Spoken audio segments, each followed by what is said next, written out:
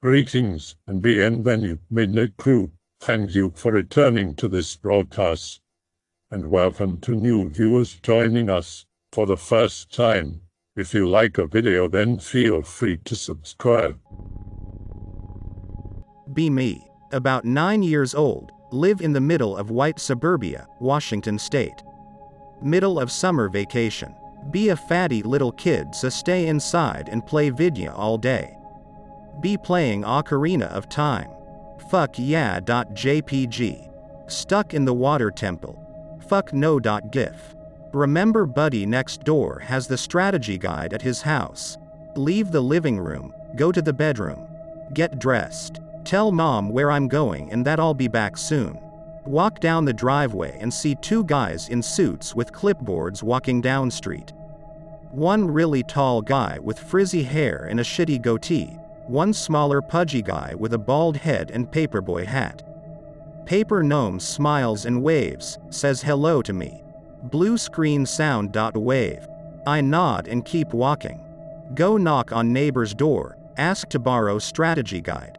He goes to get the strategy guide. From his front porch, I can see my front porch, and the two guys are walking up my driveway. Friend comes back, gives strategy guide. Thank him and go home. Two suit guys are knocking on door.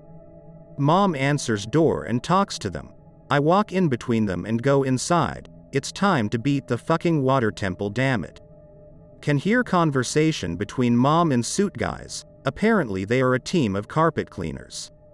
Mom brings them inside to look at living room and hallway. We have two dogs and both have pissed the hallway a couple times. They talk and the suit guys leave. Think nothing of it. Stay up late playing Ocarina of Time. Now moving on to Shadow Temple. Lights out in the living room except TV and little bit of light coming through blinds from the porch light. Lulu. Playing Zelda is my favorite thing to do. Suddenly hear doorknob rattling. What the fuck was that? Avi. Look over to the window, and you can see the silhouette of a man in the window. Oh shit. Set the controller down lightly. Heart is pounding, palms are sweaty. I ate all the fucking spaghetti. Stand up slowly and tiptoe to the window. Lift a blind about 1/4 of an inch and peek through. It's Paper Gnome and Talfic. Hear the voice behind me say, "Look out." Heart stops, turn around. Is Dad. Dad is holding a Remington 870 and pointing at the door. I stand up against the wall away from the door. Can hear guys arguing outside. Dad racks a shotgun. Oh shit. They run away. It's not much, but it scared the shit out of me as a kid. Someone trying to break into your house like that. Looking back, robbers were dumb and had no balls. Not a threat really, but it was a bit traumatizing. You know what? I'm going to contribute a not so great story myself. Moved into a new place with a couple roommates back in 2010. The front yard is bigger than the back and full of trees. 1/3 of the front yard is taken up almost entirely by this gigantic cottonwood. Specifically a standing dead cottonwood with a huge hollow in the trunk on the side closest to the house. The tree has been bark beetle food for years. The tree is easily 4 times taller than the house and is thick enough around the trunk it would take 3 to 4 people holding hands to hug it. The house itself is 2 stories tall, complete with attic, and a duplex. My room is on the 2nd story and closest to the tree. Fast forward to January 2018. Tree is still there, no problems. Occasionally talk about cutting it down. The roommate, landlord is in Arizona visiting family. And it's raining, constantly, for days. Wake up for no discernible reason shortly before dawn. Can see the skies getting lighter through my drapes, but it's still pretty dark. It's January, and while we don't really get a real winter here, I'm the special kind of dumbass that keeps my window open year-round. So it doesn't take all that long for me to realize what woke me. A low, woodsy, drawn-out creak not quite in time with the steadily pouring rain or the wind. It gets loud enough I actually crawl out of my blanket cocoon and look. I can't see anything. Sit back down. Get comfy. Creak. Crash. Look outside again and see a huge branch on the ground and the scar where it tore free from the tree. Holy shit, that could have been our house. Hear next door neighbors freaking out over WTF was that? Go downstairs and take a proper look. Tree branch thicker around than I could get my arms around laying in our front yard. It crushed the office chair we've been using as a lawn chair and not much else. And, well, some of the neighbors' roof shingles. The only casualties of what could have been a disaster is an office chair and some shingles. If it hadn't been for another tree between our house and the neighbor's house would have been smashed. Hell, even our swamp cooler, which usually gets stored under the tree when we're not using it, was spared. Take it as a sign from God that I should get my life together. That goes about as well as you'd expect from a chronic channer. Landlord, roommate comes back from vacation, chops up the branch in our yard, and hires a tree service. Local laws say a homeowner can't attempt to DIY it. To give the tree a haircut, tree is still standing but now shorter than the house. Taking the rest of it out could easily run a couple grand. I still think about that metaphysical smack to the back of the head and feel incredibly guilty for carrying on as I have been. Ah well. Y'all have any stories about signs from the universe that you either heeded or ignored? I really resonated with your story. I've had a few events like this, but there's one that kinda reminds me of yours. I know I will sound like a total pussy, but whatever. I swore off relationships long ago because I'm very emotionally fragile at this point. But one summer I meet a girl who seems to really love me. We date for a few months before I decide to go all in and open myself up. She immediately breaks up with me and reveals she's been dating someone behind my back. Begin the downward spiral. I wake up one night to a text from this girl. She tells me she just fucked her new boyfriend. She played a lot of mind games like that. This hits me hard and I begin to cry. I'm not even religious, but I start praying fervently. Pray until I pass out. Next morning, grab an Uber to work. Driver instantly tells me he has a message from God. Says that I have a good heart but that I'm putting it in the wrong place, and that God speaks to us, but he often says the exact opposite of what we want to hear, so we shut our ears to his messages. Weird enough, right? But then, he says, I'm paraphrasing, but this was the gist, trees are connected to each other, just like humans are connected to each other. But they're fundamentally connected to the earth, just like humans are connected to this existence. We have to learn to sustain ourselves alone, just like a tree sustains itself from its own roots. This is pretty weird, and when he drops me off he repeats, we're like trees, man.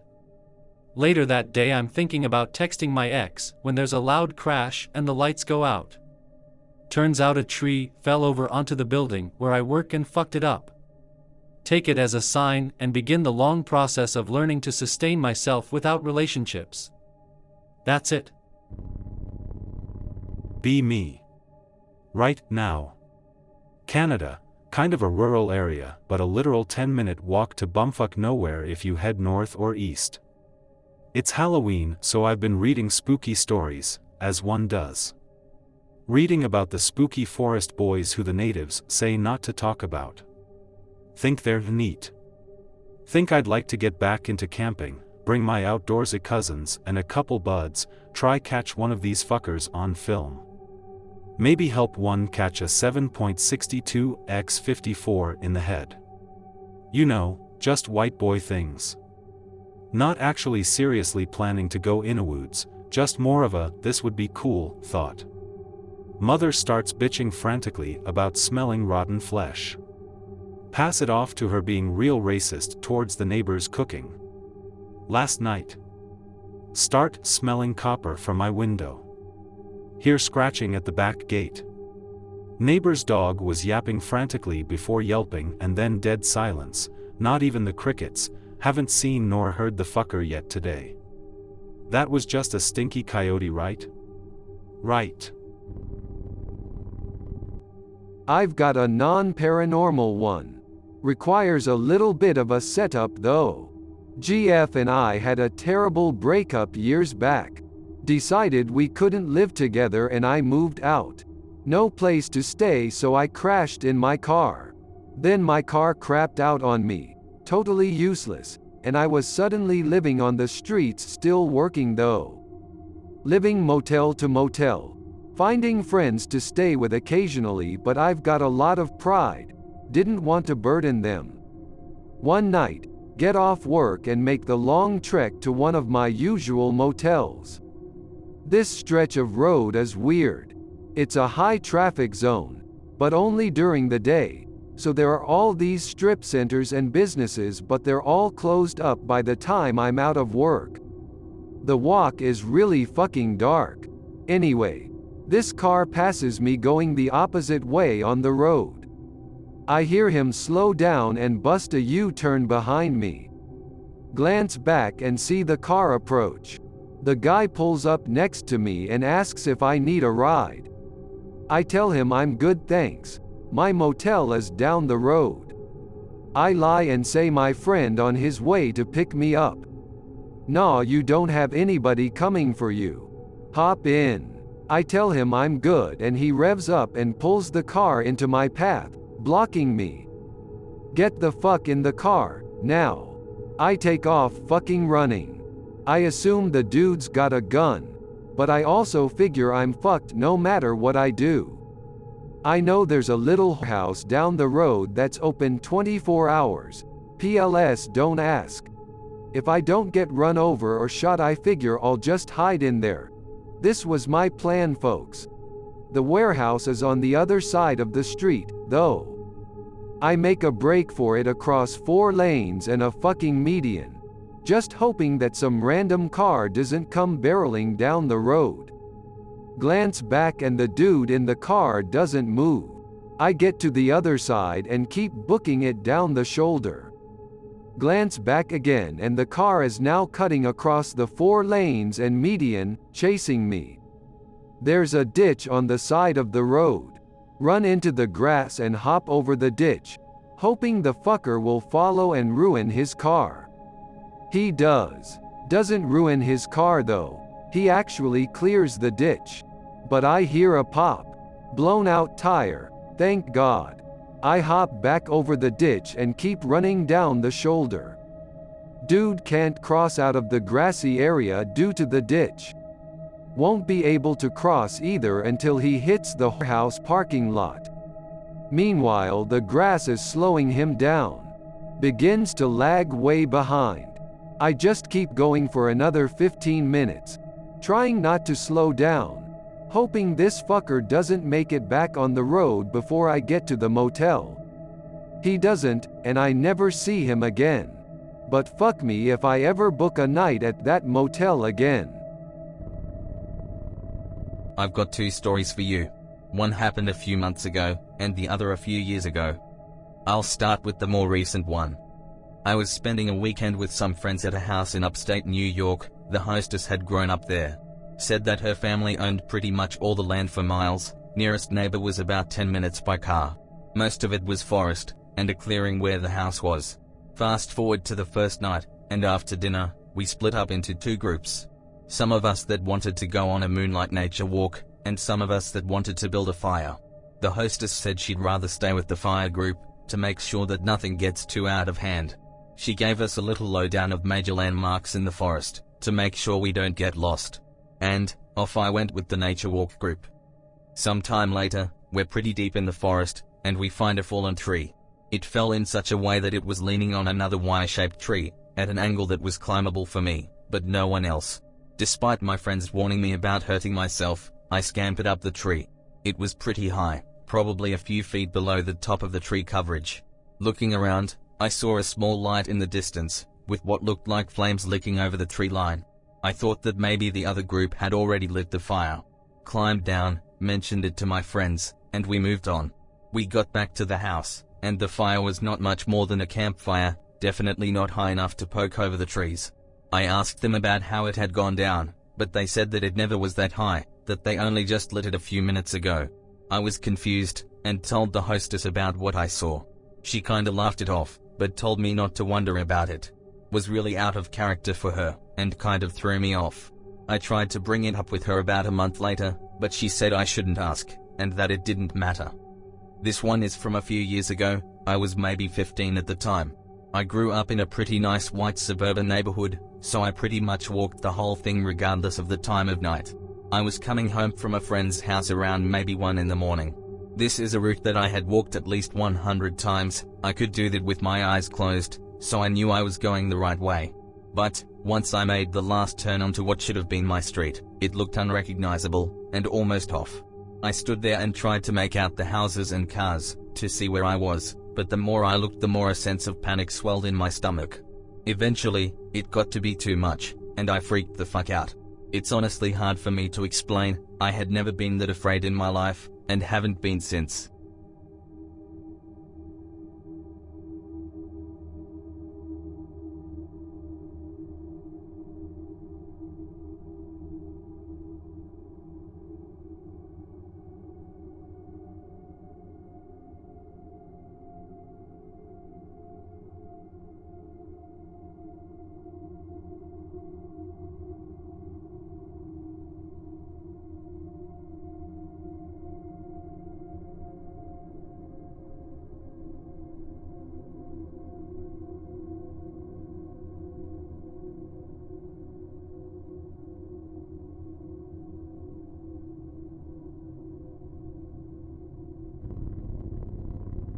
Okay, so here it goes. I've lurked here a long time. I've wanted to post this experience here forever, but for some reason I was just apprehensive. But here it goes. When I was young, my family took me to Italy a lot. We'd stay at our home at the foot of the Alps in a small town. My uncle would come and take me overnight, sometimes to his farm that was a few hours away, so I could hang out there. On this one occasion, I did what I always did if I did not fall asleep on the car ride. I looked around because everything was cool and old and different. We were going through all the back roads first. It was early on in the trip. I was looking out the back window of the car, and this woman in a white gown stepped out of her house. We were going maybe 15 to 20 kilometers at most, I think, but at that moment my sense of time really warped. I was in a trance. She followed the vehicle. I didn't say anything. I remember I couldn't do anything but looked, and she followed us. Nobody else noticed but me. Just all in white behind the car, but robotic moving. Like she was possessed or something. Anyways, suddenly we turned onto a busy highway, and that was it. My mind was too young and sheltered to have been able to concoct something that specific as a false memory, I think. I was really young and sheltered. I don't think I had the imagination for that at the time. I didn't say anything to anybody either. I almost thought it didn't happen. I even remember thinking, when I started getting into paranormal shit at a very basic level, that I had no experience whatsoever with anything spooky.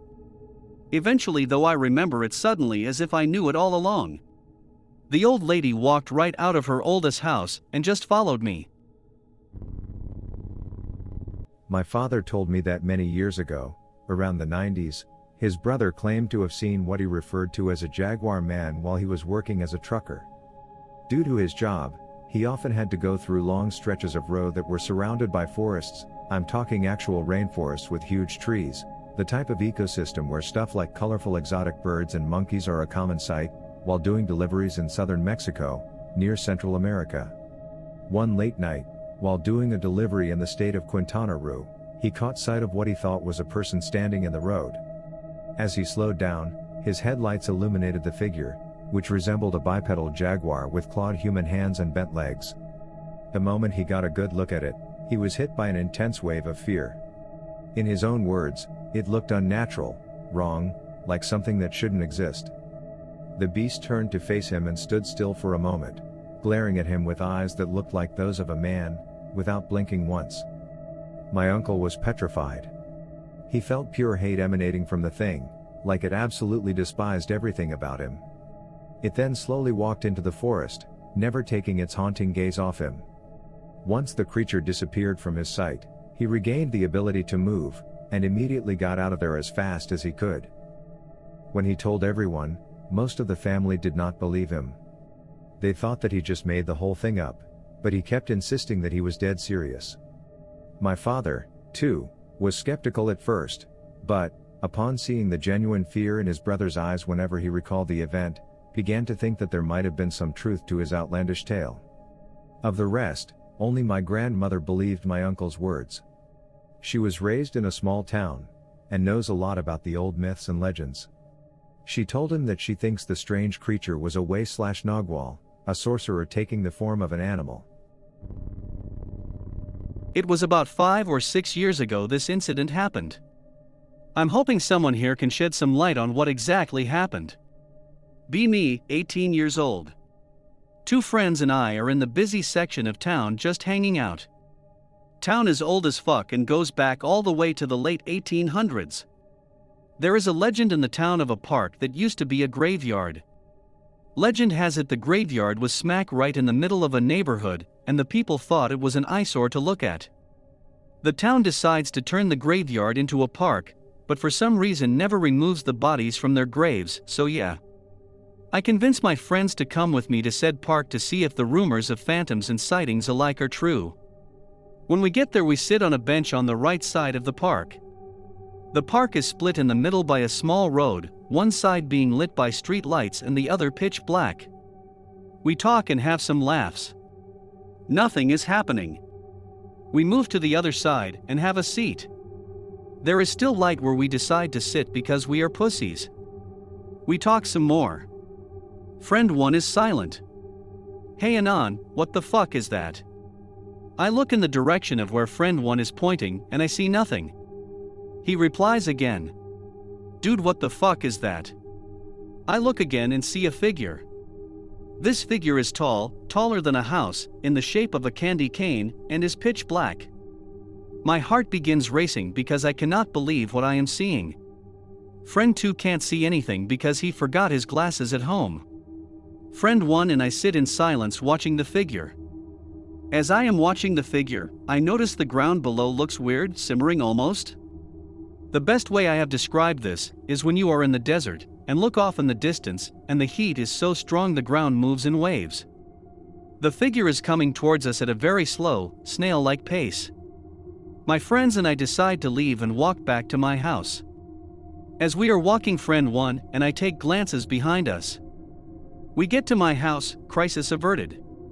I let them sleep over because their houses are far and it's 12 a.m. Friend 1 and I can't sleep, so we stay up and chat. Friend 2 can't sleep because of our chatting. As we are talking, we hear a cat hiss and then my gate rattle. Friend 2 looks up at my window and says, "Dude, what the fuck is that?" I tell him it's just a cat, go to bed. Dude, that isn't a cat. He then keeps his eyes on my window for a few more seconds and decides to lay back asleep. A couple days later, we recall the incident with some of our other friends. I ask friend 2 what he saw at my window. He said it was a black figure that looked like it was holding a pizza box on its head. He went further, stating when I told him it was a cat, he accepted it so he can fall back asleep. Now mind you, my room was about 8 feet off the ground. The incident was brought up 2 years later at a party. Friend 1 claimed that when we were walking back to my house he saw the thing following us and said it had red eyes. Deep.